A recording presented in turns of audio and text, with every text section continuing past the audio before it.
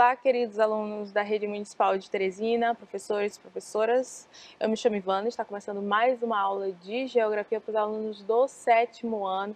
Aluno que é do 7º ano, aí pega o seu material, o seu caderno, sua caneta para vocês fazerem anotações necessárias. Hoje nós vamos falar sobre desigualdade social e o trabalho, certo? Lembrando que desigualdade, ela existe na geografia como desigualdade socioespacial, porque alguns lugares, alguns espaços geográficos irão se diferenciar, certo? Como, por exemplo, um exemplo simples, países pobres, países ricos, ok?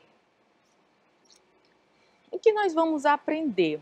Analisar em que medida a produção, a circulação e a distribuição e o consumo de mercadorias influenciam na divisão de riquezas em diferentes lugares, certo? O nosso tema eu já falei para vocês.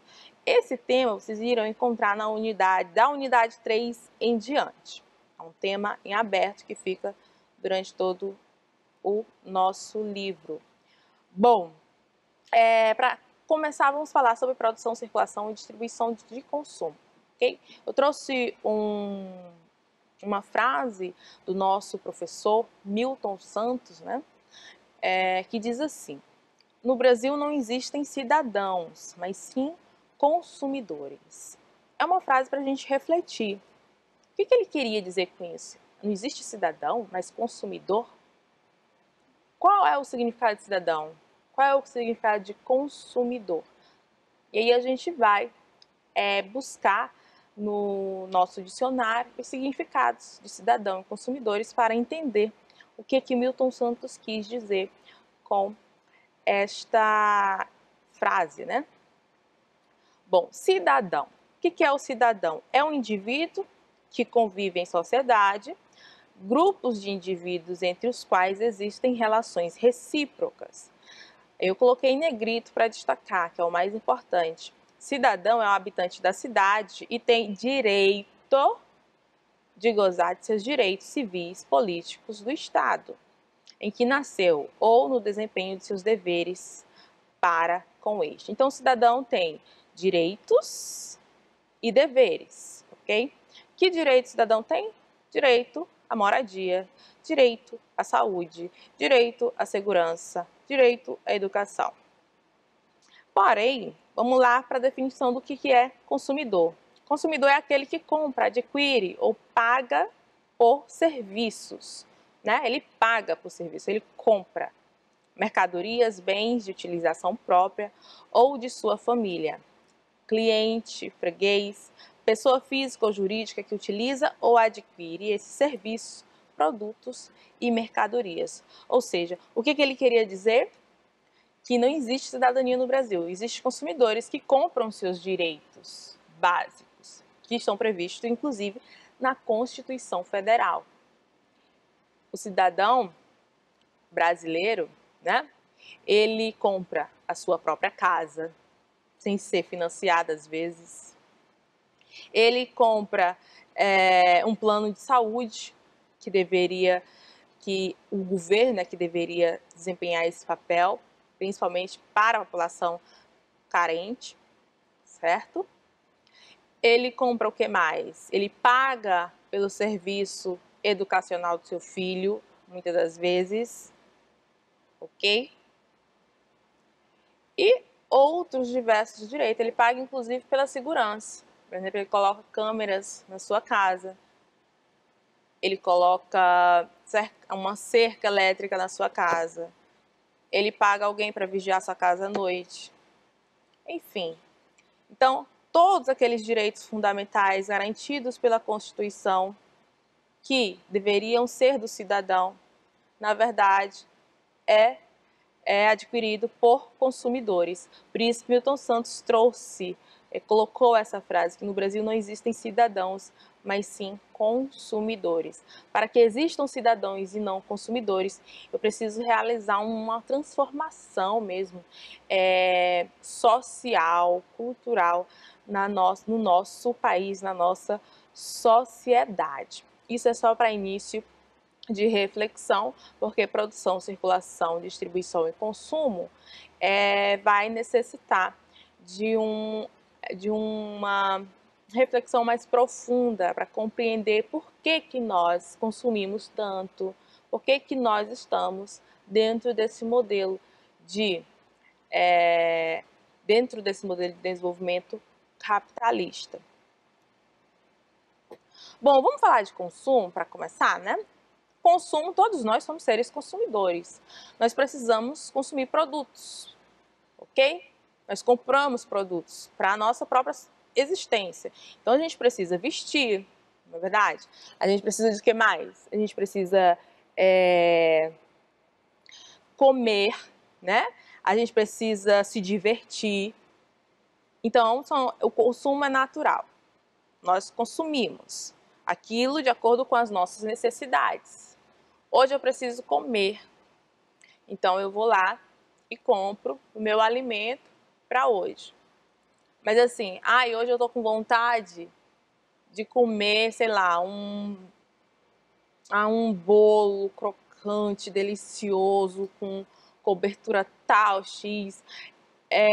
E aí será que é uma necessidade? Será que a pessoa necessita comer esse bolo maravilhoso que vende naquela confeitaria, né, de luxo? Será que precisa? Isso está também relacionado ao consumo em massa, certo? Existe consumo que atende às nossas necessidades, existe o consumo em massa, que é aquele que a gente não necessita, mas que a gente adquire. O que seria o consumo em massa? Nossa questão aí, né? O consumo em massa, ele é um consumo que é propagado por meio de uma ideologia. Como essa ideologia propaga o consumo? Por meio de meios de comunicação, mídia, certo? Hoje em dia nós estamos vendo, tem um aplicativo, vou falar o nome aqui, mas tem um aplicativo onde você compartilha stories, fotos, compartilha seu dia a dia, o que você comprou, o que você comeu, né? Eu penso que as pessoas estão interessadas no que você comeu hoje, mas as pessoas colocam lá a foto do prato, eu comi isso hoje. Então, nesse aplicativo, talvez, né, a gente já teve a televisão como a principal arma utilizada para o consumo em massa, para fazer com que o consumo em massa se propague. Mas, atualmente, provavelmente, se realizar novos estudos, essa rede social, especificamente que eu estou falando, que vocês sabem qual é, ela talvez seja a que mais está sendo utilizadas pelas propagandas, pelas empresas, para produzir propagandas para levar ao consumo em massa. Um dos problemas do consumo em massa são produtos obsoletos, né? A obsolescência dos produtos. Você compra um celular hoje e aí eles criam diversos aplicativos que fazem com que seu celular fique pesado e fique defasado em menos de um ano. E aí o que você precisa? No outro ano comprar um novo celular. Inclusive tem uma empresa famosíssima, eu não coloquei o nome aqui, mas vocês devem saber que aquela empresa que muitos influenciadores digitais, né, que a gente está falando hoje em dia, que amam este celular, a cada ano eles fazem um novo modelo. Mas esse novo modelo, será que seria um modelo novo realmente? O que vem de novo nesse celular que vai vir no próximo ano, no ano posterior e etc? O que de novo tem para você comprar ele? Qual é a necessidade que você tem de trocar um celular que você adquiriu no ano passado, um celular bom, para comprar um novo este ano? Que necessidade tem isso se o celular já está funcionando? Às vezes, muitas das vezes é para você se sentir pertencido a uma sociedade, porque às vezes você se sente excluído. E aí tem uma tirinha, né, uma charge, na verdade, do lado, que diz assim, esse esse iPod novo tem mais de 1000 funções.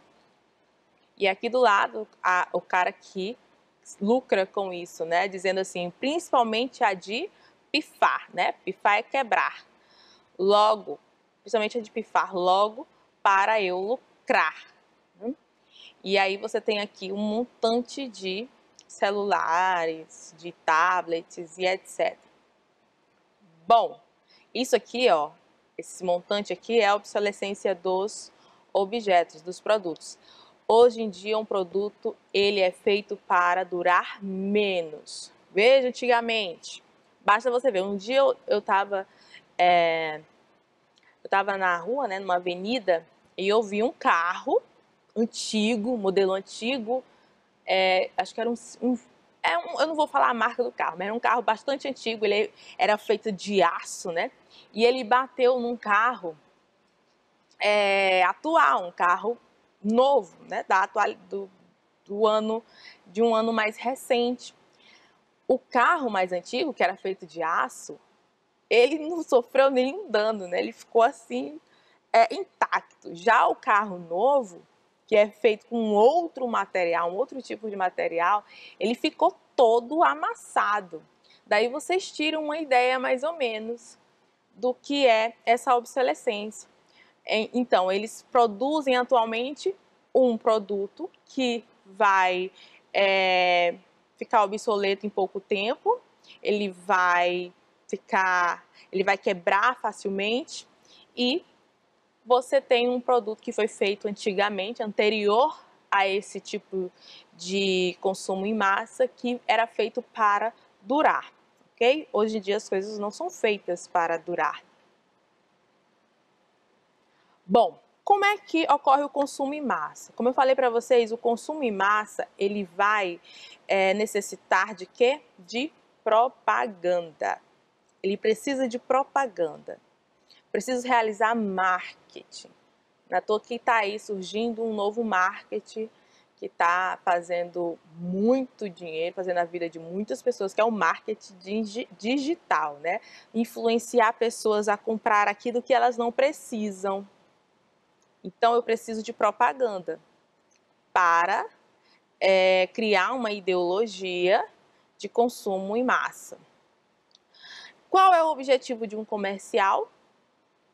O objetivo de um comercial basicamente é vender um produto, vender o seu produto. O que te leva a consumir? Você consome por necessidade? Para aquilo que você precisa realmente? Ai, meu tênis tá velho, eu vou trocar.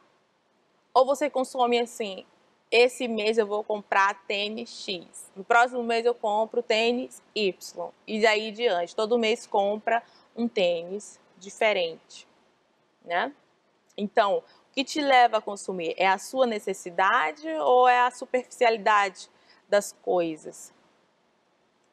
Ou por conta de uma propaganda, ou porque você quer ser inserido dentro de uma sociedade que só aceita se você tiver celular de marca tal, se você já tiver feito uma viagem para tal lugar, se você tiver uma calça jeans de marca tal, vestido com uma grife tal, para se pensar, né?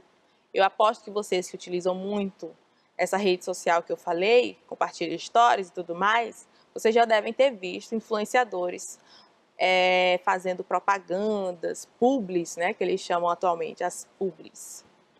É você que decide, você decide o que compra? Você para e pensa, eu preciso disso? Eu vou comprar isso? Ou são as marcas que decidem por vocês? Vocês já pararam para pensar nisso? É para refletir. Porque muitas vezes não é a gente que decide que compra. São as marcas que fazem a gente comprar, ou porque a gente vê alguém que a gente gosta e admira, tem um produto tal e a gente quer ter o mesmo produto que ele, certo? Eu trouxe aí uma imagem interessante, por quê? Porque a questão do consumo, ela vem diminuindo, aliás, diminuindo não, o consumo ele vem aumentando, na verdade, né? Só que é menos do que nós tínhamos anteriormente. na década de 40, 50, 60, né? Que é o caso de um refrigerante de cola, eu tampei aqui, mas vocês já devem saber pela cor, né, de qual refrigerante eu tô falando. E aí as pessoas vêm adquirindo hábitos mais saudáveis, hábitos mais sustentáveis, mais politicamente correto. E ela traz uma propaganda para aqueles que estão deixando de consumir refrigerante por conta da saúde mesmo, né? Eles tomaram essa decisão. Por exemplo, é você que decide o que compra, eles tomaram a decisão de não comprar mais refrigerante, substituir por suco, etc. E ela traz uma propaganda, olha só, transforme seus mLs em gás de verão, né? Além de ser um produto sem açúcar, para atrair esse público que está preocupado com a questão da diabetes, de doenças, ela ainda faz com que você possa tomar, você pode tomar, mas aí você gasta aquela caloria que você ganha, tá tudo certo, né? Transformando esses mLs em gás de verão. Então eles já vão mudando, como vocês podem ver, as suas propagandas para conquistar aquele público que já está tendo uma maior consciência em relação ao consumo. Bom, consumo em massa, né? Leva o consumidor a adquirir bens apenas porque estão na moda, certo?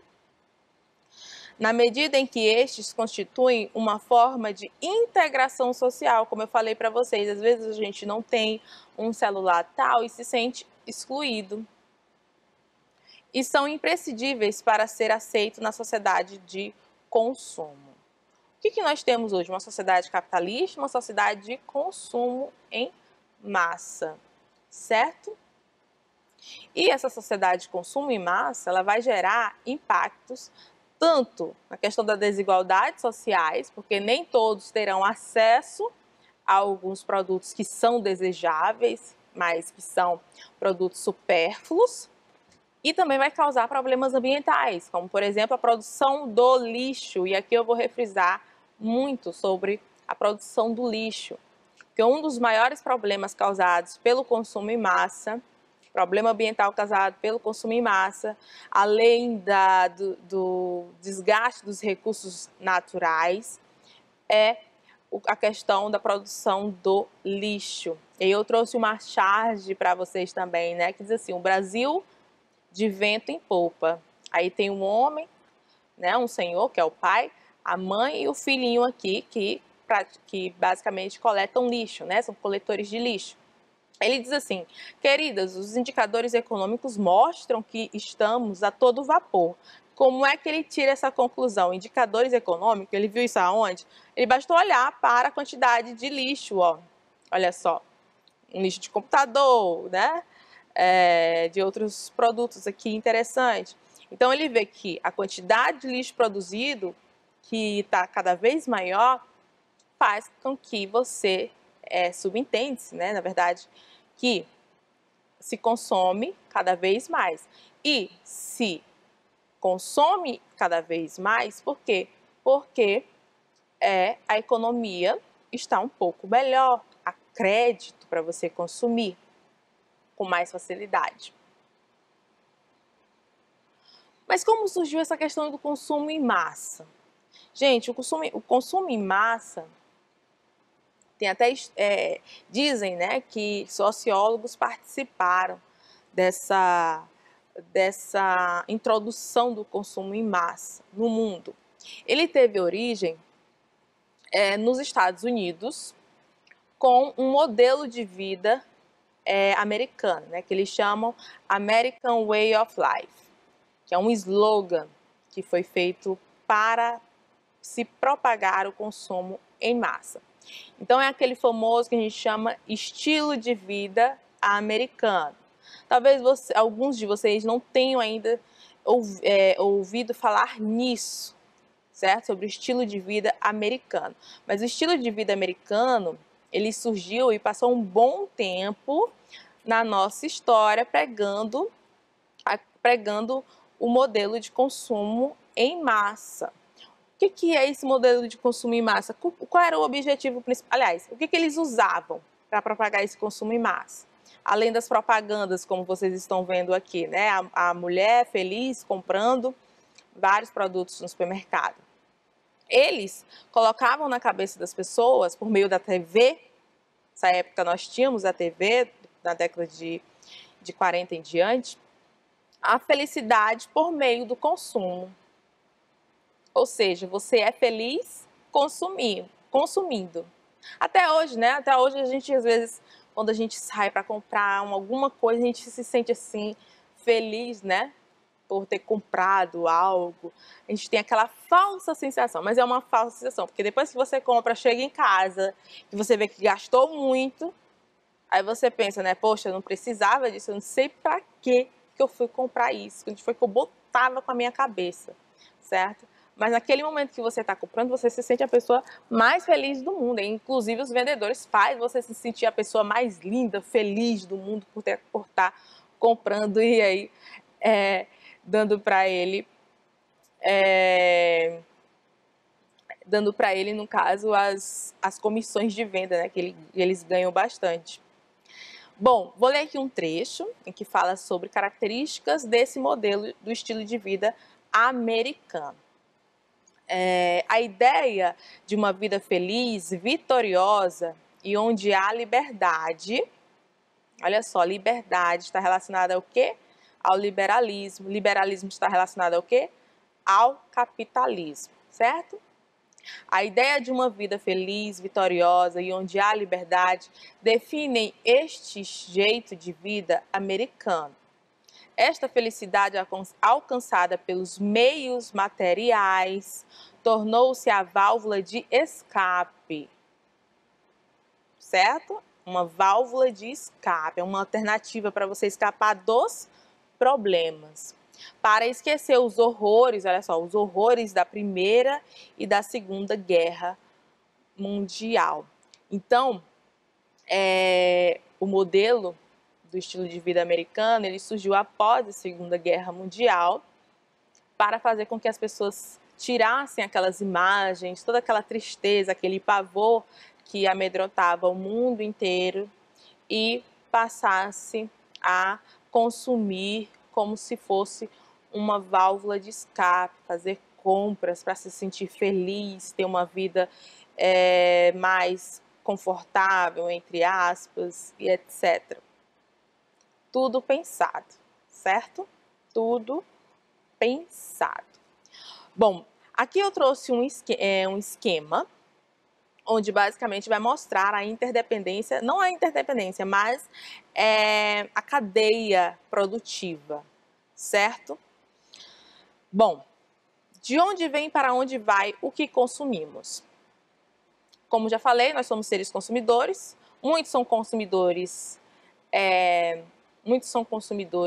conscientes, outros são consumidores que consomem em massa, né? Que não precisam que consomem sem ter necessidade. Então, a cadeia a cadeia produtiva, ela vai desde a extração, onde eu vou retirar da natureza, como eu falei para vocês lá no início, da cadeira de madeira ao computador, tudo o que foi produzido eu retiro da natureza primeiramente, certo? Aí vai para a produção, uma indústria, vai pegar aquela matéria-prima e produzir um produto final, um bem final. Produzindo esse bem final, vai para a distribuição. Então, eu vou distribuir. E os transportes, as redes de transporte são muito importantes nesse momento, porque vai levar os produtos para outras partes das regiões brasileiras e também até para exportação para outras partes do mundo. Chegando ao consumo, né? A casa do cidadão. O cidadão vai consumir aquilo que foi produzido e depois que ele consumir, ele vai jogar no lixo. Para o quê? Para o governo, a administração, fazer a coleta desse lixo e, possivelmente, o tratamento, que é o mais correto. Tratar o lixo é a forma mais correta de você dar fim, certo? Ao que foi produzido. Okay? Um fim mais correto. Existe uma relação entre produção e consumo, certo? E distribuição. Que relação é essa? Relação de interdependência. Se eu produzo muito, em larga escala, eu preciso de uma grande, de um grupo de consumidores enormes. Eu preciso de pessoas que consomem em massa aquele produto meu. E aí, por isso que existe essa relação entre produção e consumo. Ao mesmo tempo, o consumo, quando há um produto que é bastante consumido, consequentemente vai fazer com que a produção aumente. Quanto mais eu consumo, mais a produção aumenta. Se a produção aumenta, mais eu extraio da natureza, certo? Além da distribuição, é claro, porque se eu produzir, eu preciso distribuir. Porque eu não vou produzir e dar diretamente para o consumidor. Então, existe uma relação de interdependência entre esses três. Mas, vamos pensar racionalmente e com mais consciência, certo? Atualmente, há um estudo com base, no que foi já extraído da natureza, dos recursos naturais, que se continuarmos mantendo esse modelo de consumo, esse modelo capitalista imposto por um país, né, no caso dos Estados Unidos, que foi o que impôs esse modelo, ali durante a Guerra Fria, principalmente, se continuarmos com esse modelo de consumo, provavelmente nós teríamos que ter 11 planetas Terras para dar conta do consumo atual. Então, a sociedade ela está correndo para onde? Para a beira de um abismo, para um colapso que vai ocorrer futuramente, não sei se brevemente, mas irá ocorrer se não mudarmos os nossos hábitos. Bom, eu trouxe aqui um exemplo simples sobre produção, uma produção simples, né, que sai da cadeia produtiva, no caso. Piauí é o maior produtor de pó de carnaúba do Nordeste, sendo responsável por cerca de 60% da produção. Então, o Piauí ele produz um produto que é derivado da carnaúba, que é a cera de carnaúba, né? Dentre a utilização dessa matéria-prima que o Piauí extrai da natureza, destaca-se o uso de películas de hortifruti e na fabricação de cosméticos, que vai para a indústria, para produzir cosméticos. E também na produção de película para fazer com que o alimento fique mais tempo, né? Ele não apodreça rapidamente.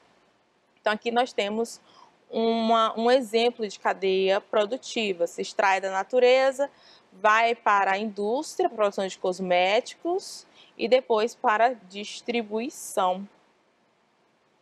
Vamos ver aqui em relação às disparidades e a relação entre as disparidades da desigualdade, da produção do lixo e etc. Aqui nós temos os países considerados desenvolvidos pelo Fundo Monetário Internacional. Nós temos Estados Unidos, Europa, aqui o Japão, ok? Aqui Coreia do Sul, Singapura e Oceania, com Nova Zelândia, bem aqui Suriname, os países mais desenvolvidos do mundo. Olha só, os países que mais gastaram propaganda, como eu falei, existe uma relação entre a propaganda e consumo, certo? Os países que mais gastaram com propaganda, Estados Unidos, sem dúvida, Japão, Alemanha, França, Reino Unido, Coreia do Sul, os 5 primeiros, certo? Nós temos países tanto da Europa, aí nós temos um país do Extremo Oriente e os Estados Unidos, que é a América do Norte, que mais gastam com propaganda. Consequentemente, são os países que mais mais produzem lixo. Aqui tem no infográfico de amarelo que mais produzem lixo. 44% do lixo mundial é produzido pelos Estados Unidos, Canadá, certo? Pelos países europeus e pela Oceania e Japão. 44% do lixo, certo? O Brasil aí consome, junto com os países da América do Sul e Central, cerca de 12% de lixo. Isso trazendo para as regiões brasileiras, nós temos o que mais produz lixo no mundo, sem dúvida, é a região sudeste, produz mais da metade do lixo, do mundo não, do Brasil, certo? Produz mais da metade do lixo do Brasil, como vocês estão vendo aí. A região nordeste também produz bastante lixo, certo? Isso significa o quê? Que a produção do lixo vai determinar se aquela região é mais desenvolvida ou não. Porque se eu produzo lixo é porque eu consumo. Se eu consumo é porque eu tenho poder de compra. Então, vai mostrar que são regiões mais desenvolvidas. Vamos para a atividade? O que as informações apresentadas no mapa, tabela e infográfico, que a gente viu anterior, têm em comum em relação ao nível de desenvolvimento, investimento em propaganda e produção de lixo? O que elas têm em comum? Aquilo que eu apresentei anteriormente.